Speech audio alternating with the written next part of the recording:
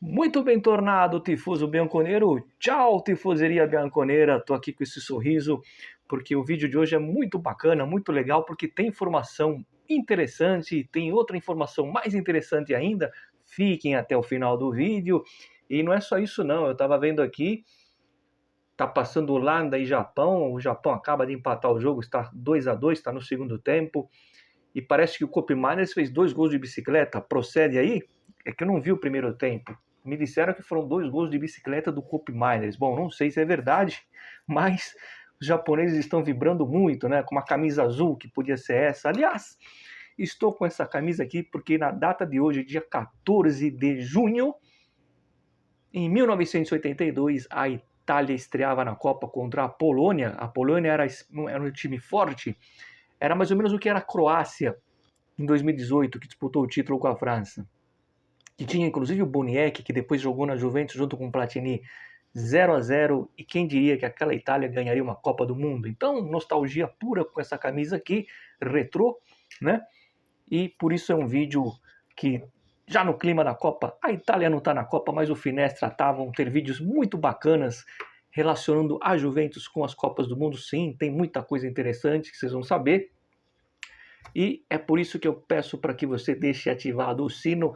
Não esqueça, em hipótese alguma, de deixar ativado o sino para não perder os próximos vídeos do Finestra Bianconeira, porque o mercado ainda não começou, entre aspas, porque já começou. O Carnevale chega amanhã ou depois em Turim, está previsto para ele chegar amanhã, mas ele já está trabalhando, como vocês viram aí na capa, e eu vou falar exatamente o que aconteceu no dia de ontem. Não foi só jogo do Brasil que teve ontem. Teve o Carnevale trabalhando. E eu vou falar exatamente sobre isso, tá bom? É o seguinte, mas olha, fiquem até o final. E aí eu vou fazer uma reflexão e vou desmentir um boato que já está rolando antes mesmo de começar o campeonato. Tá? E aí vocês não precisam ficar perguntando, mas é verdade, você está sabendo alguma coisa, então fica até o fim. Vamos lá, ontem no sábado o Carnevale teve ali uma conversa com o Spalletti. É normal que seja assim, porque o Spalletti é o nosso técnico, né? Mesmo sem ser o nosso treinador dos sonhos. Se fosse o Tudor, se fosse o Allegri, se fosse o Conte, essa reunião, essa conversa ia acontecer do mesmo jeito. Já para alinhar o que eles vão conversar durante a semana pessoalmente, né? Junto com outros membros da diretoria, como o próprio John Malcolm e como o Ottolini, por enquanto. A Juventus quer definir até quarta-feira se vai trazer o Tognozzi ou não. Então, quarta-feira é o dia D, o prazo máximo para trazer o Tognozzi de volta, tá? De qualquer forma, vamos falar do Carnevale, que já é uma realidade, né? Carnevale, ele quer fazer o seguinte.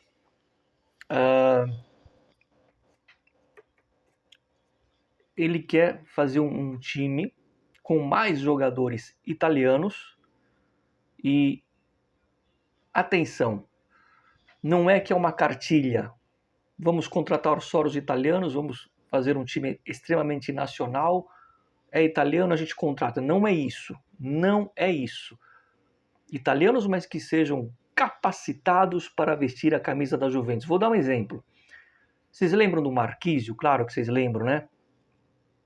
O Marquísio, ele tinha condições, ele tinha envergadura, ele tinha futebol para jogar na Juventus? Na minha opinião, tinha. Ele era um craque, ele era um gênio, ele era bola para ser bola de ouro? Não. Mas ele jogou muito com a nossa camisa? Sim. E ele era jovem. Então, é esse perfil de italianos que a Juventus quer. Que sejam bons de futebol, não que sejam gênios, não que sejam Pirlos e Del Pieros. Até porque não tem jogadores assim hoje no futebol italiano, mas que sejam bons de bola. Como o Marquísio. Então, não é que o determinante é ser italiano, não é isso. Não é Locatellis, Gattes e Gambiaços, não. São jogadores do estilo que era o Marquísio, ou seja, italiano e bom, unir o útil ao agradável. Por exemplo, quantas vezes a gente viu aqui no canal, até muitos de vocês, o Palestra, bom jogador, ou o Leone lá, bom jogador. que são jovens italianos que muita gente comentou aí nos últimos 2 anos. Hoje o Palestra está mais valorizado, o Leone também. É esse tipo de jogador que o Carnevale é o primeiro a olhar no mercado. Então são esses tipos de jovens promessas que podem jogar na Juventus, que têm condições de serem novos Marquinhos, por exemplo, que a Juventus vai fazer acontecer através do Carnevale. Mas não é que vai acontecer tudo agora em agosto. Não. É um processo que vai de janela a janela. Vai devolver aquilo que o Luciano Moggi, o maior diretor esportivo do futebol italiano, não só da Juventus, para quem não sabe, ele foi da Roma, da Lazio, do Napoli, né, na época do Maradona. Moggi falou assim, quando deixou de olhar os jovens talentos italianos, começou a perder o DNA. Ele não estava errado. Então, muito cuidado com o que a gente ouve falar por aí. Porque vai ser uma Juventus mais italiana? Sim, vai ser uma Juventus mais italiana. Eu sempre defendi isso. Mas não é que o escopo da coisa, o principal objetivo é ser italiano e depois a gente faz o cara aprender a jogar futebol. Não, tem que ser um italiano bom, porque tem italianos bons. O que não tem são fenômenos. E detalhe, não é que vão ser 11 italianos. Sempre vai ter 2 ou 3 ou 4 que são de fora, que são acima da curva, que vão incrementar esse novo elenco da Juventus que vai ser montado de 2/3 anos, aos poucos. Eu posso garantir isso para vocês que é a ideia do Spalletti e é a ideia do próprio John Welcome. Muita atenção. Mas ontem o Carnevale não está só querendo alinhar isso com o Spalletti, porque o Spalletti está colocando sim o seu dedo, está querendo jogador A, jogador B. Por exemplo, o Brahim Dias é um pedido do Spalletti, que ontem jogou muito contra o Brasil. O Brahim Dias é um pouco difícil vir, mas não é impossível. Está muito na mão do Florentino Pérez. O Nico Paz, se o Real Madrid quiser o Nico Paz para jogar de fato no Real Madrid, o Brahim Dias perde espaço ali, e aí eu não sei se ele vai querer ser um reserva lá ou ser titular na Juventus. Calma que isso é uma dinâmica do mercado que vai acontecer. Sempre lembrando que precisam primeiro saírem jogadores. E é nisso que o Carnevale já está mentalizando. Existe uma lista de jogadores por prioridade. Thuram, Bremer e Cambiasso. Não nessa ordem, mas esses 3 vão ser colocados no mercado de qualquer forma. De Gregório é uma coisa evidente, tá? Que está no mercado. Estou falando de jogadores de linha. Repetindo, Bremer, Thuram e o Cambiasso. Muito bem, fazer dinheiro com esses para trazer depois os reforços. E aí, a informação que eu tenho é que ontem, no sábado, enquanto boa parte das pessoas assistiam à Copa do Mundo, o Carnevale estava conversando com um agente de um jogador. Me perdoem, eu não sei qual é o agente, muito menos o jogador, mas eu descobri a posição. Ele conversou com o agente de um centrocampista. Ele conversou com um agente de centrocampo. E ele está a fim de começar uma negociação, ou seja, não ficar apenas uma sondagem com esse jogador. Então é questão de dias para a gente saber com quem ele está se tratando. Isso me admira o Carnevale, que deve chegar a Turim amanhã, mas já trabalhou no sábado conversando com a gente de um jogador do meio de campo. O Carnevale, competência ele tem. Para mim vai ser uma enorme decepção, muito mais do que o Giuntoli se ele for mal na Juventus. Conhecer o mercado ele conhece. Competente demais, demais. Mas não é da noite para o dia. Aos poucos, o importante é que agora a Juventus tenha o Carnevale por muito tempo. E só um adendo, como muita gente gosta do Marotta, e o Marotta é um grande diretor, eu nunca falei que não é. Para mim, ele só não é o supra-sumo, ele é o melhor, ele é um monstro, não. O Marotta ele cresceu na Juventus junto com o Agnelli, o presidente, não o Gianni, né, falecido, o André, e com o Parazzi. Os 3 juntos fizeram ali um trabalho onde foram crescendo junto com o clube naquele momento de pós-Calciopoli. Só que o Marotta no primeiro ano, era o De Zerbi, foi um fracasso. Foi um fracasso. E depois aconteceu o que aconteceu. Então, eu estou muito confiante no Carnevale e fiquei muito feliz ao saber de uma pessoa muito próxima à Juventus que ontem o Carnevale, de maneira indireta, eu fiquei sabendo, óbvio, que o Carnevale ontem começou um início já vou falar de negociação, porque não foi só uma sondagem, ele quer fazer uma proposta, vai ter que conversar aí na semana com o Elkan, por um jogador de centro-campo, que eu ainda não sei, mas logo a gente vai saber quem serão esses jogadores. Atenção, porque o Zegrova pode ir para a Turquia. Os turcos estão querendo levar o Zegrova, porque teve uma sondagem por ele, né? E é o Fenerbahçe, tá? Que está de olho no Zegrova. Não é uma proposta, mas eu tenho que falar isso para vocês, porque foi uma consulta aí feita na sexta-feira, tá? E eu fiquei sabendo ontem e falei, amanhã eu gravo o vídeo e falo, né? E eu vou fazer uma reflexão e, aliás, antes eu vou desmentir logo de cara. Esse papo que tá rolando aí do De Bruyne vir para a Juventus não é verdade. O que é verdade, o que pode, vamos colocar no condicional? Vamos.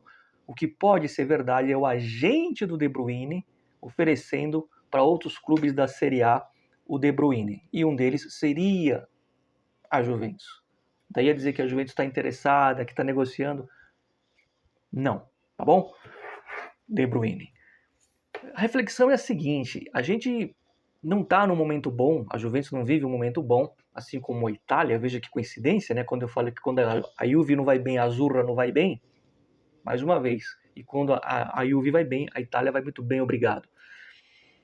E a gente já chegou no fim do poço em 2006, né? E depois de 2006, ainda que tenha sido algo que foi muita sacanagem e o tempo mostrou que foi, né? Pela enésima vez, dá o Google aí os antes, procura lá, né? Março de 2025, Justiça Ordinária, por falta de provas, considerou a classificação final de 2005 a legítima, que nenhum jogo foi alterado. Muito bem. Mas o prejuízo ficou e a Juventus ficou no pior momento da sua história, no fundo do poço, em 2005, 2006. E depois houve o que? Um renascimento, e eu me arrisco a dizer que nenhum clube no mundo vai vencer 9 títulos nacionais em sequência. No mundo. Se eu não me engano, o Lyon chegou a vencer 8 ou 9, não sei, o Bayern chegou 8 ou 7. Isso foi antes da Juve. A partir de agora, acho difícil alguém repetir. Assim como na França vai ser difícil repetir o Lyon, na Alemanha vai ser difícil alguém repetir o que o Bayern fez há um tempo atrás. Muito menos na Itália. Não acredito um clube fazer 9 títulos em sequência, e muito menos aqui no Brasil. E por que eu estou falando isso? Porque hoje a gente vive um momento ruim, péssimo. Só que veja que o nosso péssimo, o nosso ruim, não é aquele ruim que é terra arrasada. A gente está muito mais lamentando o fato de não ter ido para a Champions, de ser um vexame de fato não ficar em quarto, do que não ter ganho um campeonato que a gente não era favorito. Esse é o normal ruim da Juventus. O quarto lugar para nós é péssimo. É um momento ruim. Não é o que aconteceu em 2006, porque ali foi algo forçado, né? Então, do mesmo jeito que numa situação 1000 vezes pior, que foi o Calciopoli, a gente se reergueu, a gente pode se reerguer de novo, mesmo sem estar numa Série B. Ou seja, a gente pode em pouco tempo voltar a brigar por títulos, passo a passo. Então, eu acho que é um renascimento da Juventus e eu vou falar o seguinte para vocês aqui. Para encerrar o vídeo, acabou o jogo, tá?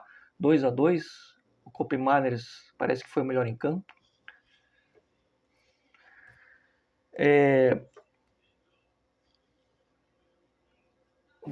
Deve acontecer uma pequena mudança na diretoria da Juventus. O Chiellini, que não tem total poder no futebol, ele está mais ligado à parte de marketing, extracampo, até financeiro. Vai haver algumas, modificações no interno da instituição. O Ferreiro está saindo, e atenção, não é que ele vai sair essa semana, mas Já está definido internamente que o Ferreiro não continua na Juventus. Eu acho, aí é um achismo, que lá para agosto deve ter oficialmente a troca de presidência. Vão surgir vários boatos de presidentes. Podemos ter um presidente de fato de futebol, e aí não necessariamente um ex-jogador. O Agnelli, por exemplo, não era jogador. Como podemos ter uma figura que ninguém espera, que vai sentar ali, sem ser do futebol, mas que vai estar cercado de pessoas do futebol que não aparecem nas câmeras, e aí as decisões finais seriam tomadas por esse novo presidente. E eu termino o vídeo falando o seguinte para vocês. Todo mundo já ouviu aqui na sigla AAA, Associação dos Alcoólatras Anônimos, não é isso? E eu lanço aqui para vocês o AAA do Finestra. Atenção, ou attenzione, atenção, Andrea Agnelli. Like no Finestra, nos vemos. Forza Juve, fino alla fine. Será que o Koopmeiners fez 2 gols de bicicleta? Agora eu vou ver. Agora eu vou ver os melhores momentos da partida.